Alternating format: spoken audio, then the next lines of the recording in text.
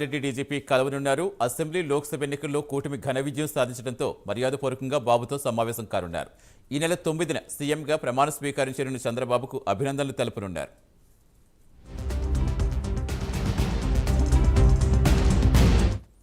పూర్తి సమాచారం ఇచ్చేందుకు మా కరెస్పాండెంట్ రవికృష్ణ జరుగుతారు. రవికృష్ణ, ఎన్ని గంటలకి సీఎస్ డీజీపీ బాబును కలవబోతున్నారు?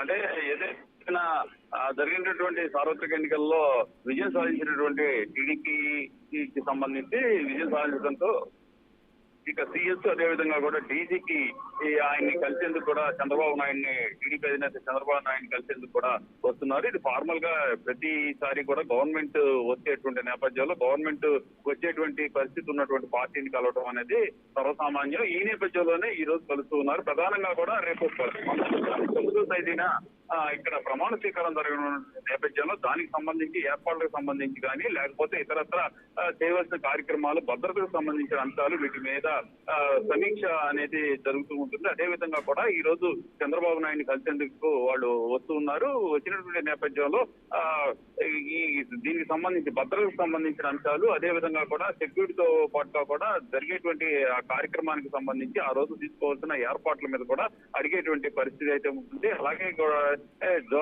సిఎస్ జవహర్ రెడ్డి, అదేవిధంగా కూడా డీజీపీ హరీష్ కుమార్ గుప్తా కూడా ఈ 11:30 ఆ ప్రాంతంలో కలిసేటువంటి పరిస్థితి ఉంది. ఇది అయిపోయిన తర్వాత చంద్రబాబు నాయుడు వాళ్ళతో మీట్ అయిన తర్వాత ఢిల్లీ వెళ్లేటువంటి అవకాశం అయితే ఉంది.